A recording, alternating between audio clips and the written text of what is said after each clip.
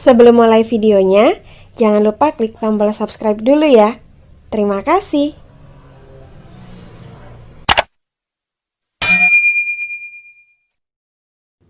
Assalamualaikum warahmatullahi wabarakatuh. Halo para pejuang NIP, kembali lagi sama aku Santi Widiasari. Di video kali ini aku akan membahas tentang perihal penting yang sedang marak diperbincangkan oleh teman-teman peserta seleksi CPNS, yaitu tentang apakah CPNS yang terlibat parpol otomatis gugur. Nah, buat kalian yang penasaran tentang penjelasannya, stay tune terus dan tonton videonya sampai habis ya. Jangan di-skip agar tidak misinformasi. Tapi sebelum itu, seperti biasanya, jangan lupa klik tombol subscribe dan nyalakan loncengnya agar kalian selalu update informasi-informasi terbaru yang akan aku bagikan di video-video aku yang selanjutnya. Jadi, klik tombol subscribe-nya sekarang juga ya. Nah, langsung saja kita mulai pembahasannya. Apakah benar CPNS yang terlibat parpol akan otomatis gugur? Nah, buat teman-teman yang juga bertanya-tanya tentang perihal hal ini, di video kali ini kita akan membahasnya sesuai dengan rilis atau siaran pers yang dikeluarkan oleh BKN. Nah, bagaimana isinya? Langsung saja kita bahas. Nah, pada tanggal 16 Oktober 2020 yang lalu, Badan Kepegawaian Negara Republik Indonesia atau BKN mengeluarkan siaran pers bernomor 044-rilis-BKN-10-2020 dengan judul peserta lulus seleksi CPNS terlibat parpol otomatis gugur. Nah, teman-teman bisa lihat aku tampilkan di videonya tentang pers rilis ini. Dan langsung saja kita bahas isi siaran persnya. Di paragraf pertama disebutkan bahwa Badan Kepegawaian Negara atau BKN selaku Ketua Pelaksana Panitia Seleksi Nasional atau Panselnas menjadwalkan beberapa tahapan penetapan kelulusan peserta CPNS formasi tahun 2019. Mulai dari pengolahan nilai SKD dan SKB yang dimulai pada 8 Oktober dan berakhir pada 18 Oktober 2020. Lalu dilakukan rekonsiliasi integrasi hasil SKD, SKB pada 19 sampai 23 Oktober 2020 dengan seluruh instansi pusat dan daerah. Dan pengumuman hasil seleksi pada 30 Oktober 2020. Dilanjutkan dengan pemberkasan dan usul penetapan nomor induk pegawai atau NIP pada tanggal 1 sampai 30 November 2020 dan terhitung mulai tanggal atau TMT CPNS 2019 direncanakan akan ditetapkan per 1 Desember 2020. Nah, di paragraf pertama ini menjelaskan tentang tahapan-tahapan untuk penetapan kelulusan peserta CPNS formasi tahun 2019 yang mana saat ini sedang teman-teman tunggu pengumumannya. Jadi BKN ini telah melaksanakan pengolahan nilai SKD dan SKB pada tanggal 8 Oktober yang lalu sampai dengan 18 Oktober. Dan juga telah dilakukan rekonsiliasi dari tanggal 19 sampai 23 Oktober dan akan dilanjutkan nanti dengan pengumuman hasil seleksi yang akan direncanakan pada tanggal 30 Oktober 2020, di mana tentunya ini adalah hari yang teman-teman tunggu, yaitu pengumuman hasil integrasi nilai SKD dan SKB. Nah, mudah-mudahan jadwal yang sudah direncanakan ini nanti bisa sesuai dan bisa berjalan lancar dan teman-teman mendapatkan kabar baik sesuai dengan yang teman-teman harapkan. Nah, setelah nanti teman-teman itu menerima pengumuman hasil seleksi integrasi SKD dan SKB pada tanggal 30 Oktober, teman-teman itu selanjutnya akan mengikuti pemberkasan untuk kemudian diusulkan penetapan nomor induk pegawai atau NIP-nya yang mana ini memakan waktu direncanakan tanggal 1 sampai 30 November 2020. Dan teman-teman akan mendapatkan SK TMT CPNS-nya itu direncanakan ditetapkan per 1 Desember 2020. Buat teman-teman yang masih belum paham atau masih bingung tentang TMT ini apa, teman-teman juga bisa cek video aku yang sebelumnya. Aku pernah membahas tentang TMT dan SPMT, apa bedanya, dan kemudian gaji kita itu dibayarkan dimulai dari TMT atau SPMT, kemudian kita mulai bekerjanya itu sejak ditetapkan TMT atau SPMT. Teman-teman bisa cek videonya di video aku yang sebelumnya ya. Nah, jadi itu adalah tahapan-tahapannya. Nah, lanjut kita di paragraf yang kedua. Di paragraf kedua, disebutkan bahwa peserta yang dinyatakan lulus pada saat pengumuman hasil akhir pada 30 Oktober 2020 tidak serta-merta dapat diangkat menjadi CPNS.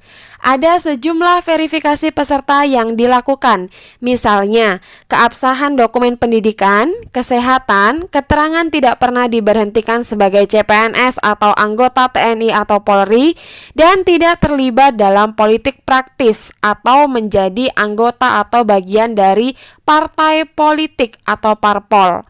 Peserta yang terbukti memiliki keterlibatan dengan parpol dan politik praktis dapat digugurkan kelulusannya. Sejumlah ketentuan tersebut tertuang dalam Peraturan BKN Nomor 14 Tahun 2018 tentang petunjuk teknis pengadaan PNS. Nah, paragraf kedua ini merupakan paragraf yang menjelaskan tentang judulnya, yaitu tentang apakah peserta lulus seleksi CPNS yang terlibat parpol ini otomatis gugur atau tidak. Nah, di sana disebutkan bahwa di paragraf terakhir tadi, kalimat terakhir disebutkan bahwa sejumlah ketentuan tersebut tertuang dalam Peraturan BKN Nomor 14 Tahun 2018 tentang petunjuk teknis pengadaan PNS.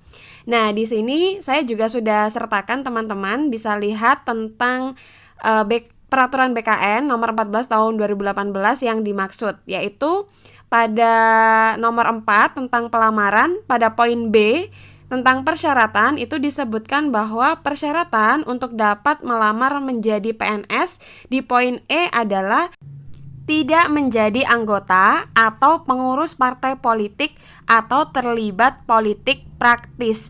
Nah, jadi sebenarnya teman-teman, ini sebelum teman-teman mendaftar dulu itu sudah ada persyaratannya, bahwa ketika teman-teman mau mendaftar PNS ya teman-teman harus mengikuti persyaratan yang telah ditetapkan oleh BKN, bahwa diantaranya salah satunya yaitu tidak menjadi anggota atau pengurus partai politik atau terlibat politik praktis.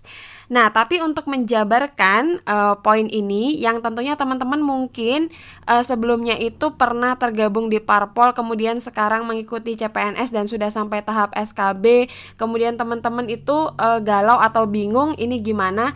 Nah, tenang teman-teman, di sini akan kita bahas berdasarkan jawaban dari beberapa BKD. Nah, langsung saja kita bahas ya. Nah, info yang pertama ini ada dari BKD Trenggalek, di mana BKD Trenggalek ini melakukan post di sosial medianya tentang masih adakah pertanyaan terkait CPNS lagi? Yuk nulis di komentar biar temannya bisa baca juga. Jadi Mimin nggak ngulang-ngulang jawaban kalau pertanyaannya sejenis. Nah, di sini ada pertanyaan tentang bagaimana dengan calon CPNS yang saat ini bekerja sebagai KPPS. Nah, buat teman-teman yang mungkin tidak tahu KPPS ini apa, KPPS itu adalah kelompok penyelenggara pemungutan suara. Nah, mungkin di antara teman-teman yang sekarang sedang mendaftar CPNS ini pernah terdaftar sebagai KPPS. Maka jawaban dari BKD Trenggalek ini adalah tidak apa-apa karena bukan di partainya. Yang tidak boleh itu di partainya. Kalau KPPS ini kan penyelenggara pemungutan suaranya. Jadi jawabannya tidak apa-apa teman-teman. Jadi kalau teman-teman yang pernah terdaftar atau bekerja sebagai KPPS, tidak apa-apa, tidak perlu galau, tidak perlu bingung karena teman-teman bukan berada di partainya. Nah, pertanyaan yang selanjutnya yaitu bagaimana jika pernah menjadi anggota partainya? Nah, kemudian jawaban dari BKD Trenggalek adalah yang penting sejak mendaftar seleksi CPNS sudah bukan anggota partai lagi. Nah, jadi kalau tadi yang pertanyaan pertama itu bagaimana kalau pernah bekerja sebagai KPPS? Nah, kalau yang kedua ini, bagaimana jika pernah jadi anggota partai? Dan jawaban dari BKD Trenggalek adalah yang penting sejak mendaftar seleksi CPNS sudah bukan menjadi anggota partai lagi. Nah, tapi buat teman-teman yang masih bingung, tenang, kita masih ada info lainnya, yaitu dari BKD Jatim. Nah, ini ada salah satu peserta seleksi CPNS yang bertanya kepada BKD Jatim. Selamat pagi Pak, mohon maaf mau merepoti untuk bertanya terkait keanggotaan dengan partai politik yang disebut bisa menggugurkan CPNS. Mohon info ini apakah mutlak langsung gugur dari CPNS atau ada pemberitahuan atau peringatan dulu dari panitia agar keluar dari partai politik tersebut, sedangkan kita sendiri merasa tidak pernah bergabung atau mendukung partai tertentu dan tidak tahu atau tidak bisa mengecek apakah nama kita termasuk di dalam anggota partai atau tidak. Namun keresahan kawan-kawan calon CPNS di lapangan, ada kabar mereka ada yang namanya dicatut masuk anggota partai tertentu, padahal mereka tidak tahu dari mana data tersebut didapat oleh partai tersebut. Untuk kasus seperti ini, apa yang bisa kami lakukan, Pak? Terima kasih dan mohon pencerahannya. Nah, pertanyaan ini mungkin mewakili beberapa teman-teman di luar sana yang mungkin merasa tidak pernah terlibat di parpol, tetapi mungkin tiba-tiba namanya ada di sana karena dicatut tanpa sepengetahuan teman-teman, atau mungkin ada kasus-kasus yang lainnya.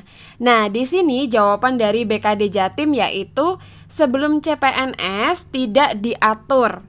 Yang tidak boleh adalah menjadi anggota partai setelah CPNS. Nah, ini adalah jawaban dari BKD Jatim. Jadi buat teman-teman yang mungkin sebelum daftar di CPNS ini pernah menjadi anggota partai, nah teman-teman mungkin sekarang bisa segera mengurus pengunduran diri dari partai tersebut, sehingga nama teman-teman itu sudah bersih dan tidak ada di partai-partai yang mungkin teman-teman pernah bergabung di dalamnya.